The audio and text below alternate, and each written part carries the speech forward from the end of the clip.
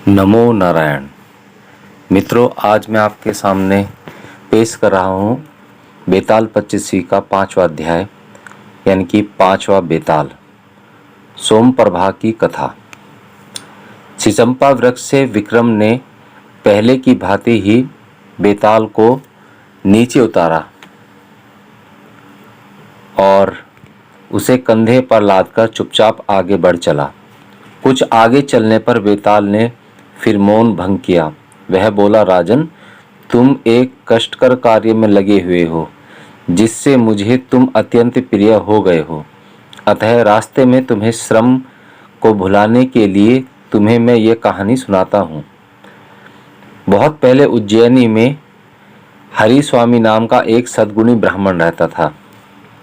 वह राजा पुष्यसेन का एक प्रिय सेवक एवं मंत्री था। उस गृहस्थ ब्राह्मण की पत्नी भी उसी के अनुरूप थी। हरि स्वामी के 2 संतानें थी। बड़ा देवस्वामी नाम का एक पुत्र और छोटी एक कन्या जिसका नाम सोमप्रभा था। सोमप्रभा बहुत ही सुंदर और अपने रूप लावण्य के लिए प्रसिद्ध थी। जब सोमप्रभा के विवाह का समय आया तो उसने अपने पिता से कहा, पिताश्री, यदि आप मेरा विवाह करने के इच्छुक हैं तो किसी वीर, ज्ञानी अथवा अलौकिक शक्तियों एवं विद्याओं को जानने वाले के साथ करें, अन्यथा मैं किसी और से विवाह नहीं करूंगी। यह सुनकर हरि स्वामी उसके लिए उसकी रुचि का वर ढूंढने के लिए चिंतित रहने लगे। उसी समय राजा ने हरि स्वामी को अपना दूत बनाकर दक्षिण देश के एक राजा के साथ संधि करने के लिए भेजा, क्योंकि वह राजा युद्ध करने के लिए तैयार हो रहा था।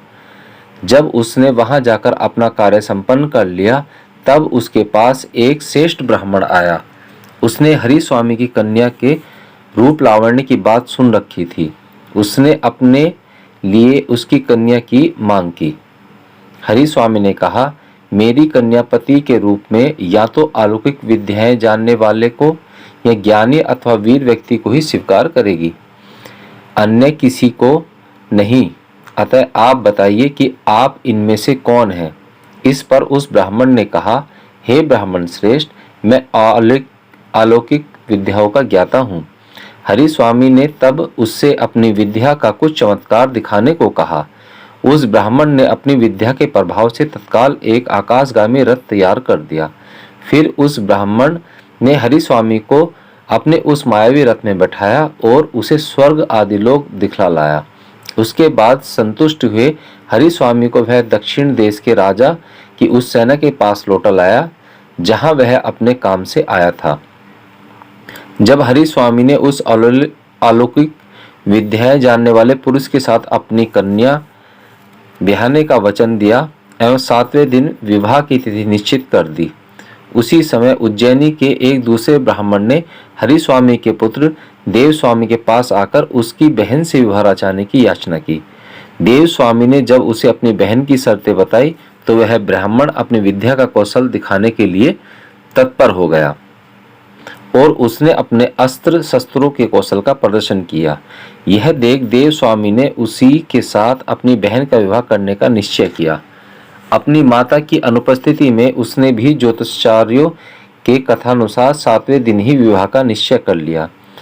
इसी तरह एक तीसरे व्यक्ति ने भी सोमप्रभा की माता के सम्मुख स्वयं का ज्ञानी बताते हुए उसकी बेटी से विवाह करने की याचना की। उसने ज्ञानी होने का प्रमाण भी दिया। इससे प्रभावित होकर सोमप्रभा की माता ने उससे 7वें दिन अपनी कन्या का विवाह करने का वचन दिया। अगले दिन हरि स्वामी घर लौट आया। आकर उसने अपनी पत्नी और पुत्र को बताया कि वह कन्या का विवाह निश्चित कर आया है और उन दोनों में ने भी अलग अलग बताया कि उन्होंने क्या निश्चित किया है।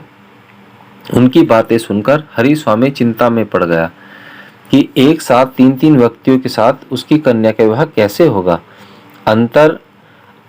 अंततः विवाह की निश्चित तिथि को ज्ञानी, वीर और अलौकिक विद्या जानने वाला ये तीनों ही वर हरि स्वामी के घर पहुंचे। उसी समय एक विचित्र बात हो गई। ब्राह्मण की कन्या सोमप्रभा जो वधू बनने वाली थी अचानक कहीं गायब हो गई। ढूंढने पर भी उसका कोई पता न चला। तब घबराए हुए हरि स्वामी ने ज्ञानी पुरुष से कहा, हे ज्ञानी, अब झटपट यह बताएं कि मेरी कन्या कहाँ है। यह सुनकर ज्ञानी ने अपने ज्ञान द्वारा पता करके उसे बताया, हे ब्राह्मण श्रेष्ठ, आपकी कन्या को धूमशिख नाम का एक राक्षस उठाकर विंध्याचल के वन में स्थित अपने घर में ले गया है। ज्ञानी द्वारा ऐसे बताए जाने पर हरि स्वामी भयभीत हो गया। वह बोला, हाय हाय, अब वह कैसे मिलेगी और उसका विवाह भी कैसे होगा। यह सुनकर अलौकिक विद्याएं जानने वाला वह युवक बोला, आप धैर्य रखें, ज्ञानी के कथानुसार वह कहाँ ले जाई गई है, मैं अभी उसका वहां ले चलता हूँ। वह कह क्षण भर में ही अपने सभी अस्त्रों से सजा एक आकाशगामी यान बनाया और उस पर हरि स्वामी ज्ञानी तथा वीर को चढ़ाकर उन्हें विंध्याचल के उस वन में ले गया जहाँ ज्ञानी ने राक्षस का भवन बताया था। यह वृत्तांत सुनकर राक्षस क्रोधित हो गया और गर्जना करते हुए बाहर निकल आया। तब हरि स्वामी के कहने पर वह वीर पुरुष आगे बढ़कर उस राक्षस से लड़ने लगा। तरह तरह के अस्त्रों से लड़ने वाले उन दोनों मनुष्य और राक्षस का युद्ध बड़ा आश्चर्यजनक हुआ। अपनी भार्या के लिए जिस तरह राम रावण लड़े थे वैसे ही ये दोनों भी लड़ने लगे। कुछ ही देर में उस वीर ने एक अर्धचंद्राकार बाण से युद्ध में मत वाले उस राक्षस का मस्तक काट दिया। राक्षस के मारे जाने पर वे सभी अलौकिक विद्याएं जानने वाले ब्राह्मण के रथ से वापस लौट पड़े। हरि स्वामी के घर पहुंचकर विवाह का समय आने पर उस ज्ञानी वीर एवं अलौकिक विद्या जानने वाले के बीच झगड़ा पैदा हो गया। ज्ञानी ने कहा, यदि मैं न जानता कि सोम पर्वा कहाँ छिपा रखी गई है तो उसका पता कैसे चल पाता, इसलिए उसका विवाह मेरे साथ होना चाहिए। इस पर अलौकिक विद्याओं के ज्ञाता ने कहा, यदि मैं आकाशगामी रथ न बनाता तो पल भर में वहां आना जाना कैसे हो पाता। रथ पर बैठे राक्षस के साथ बिना रथ के युद्ध भी कैसे संभव होता। इसलिए यह कन्या मुझे ही मिलनी चाहिए। यह विवाह मैंने जीता है। तब उस वीर ने भी अपने पक्ष सामने रखा। वह बोला, यदि मैंने अपनी शक्तियों से उस राक्षस का संहार न किया होता तो आप लोगों के प्रयास करने पर भी उस कन्या को कैसे वापस लाया जा सकता था। इसलिए इस कन्या पर तो मेरा ही अधिकार बनता है। यह कन्या मुझे ही मिलनी चाहिए। इस प्रकार इन तीनों का झगड़ा सुनकर हरि स्वामी का मन बहुत ही परेशान हो गया और वह अपना सिर पटक कर बैठ गए।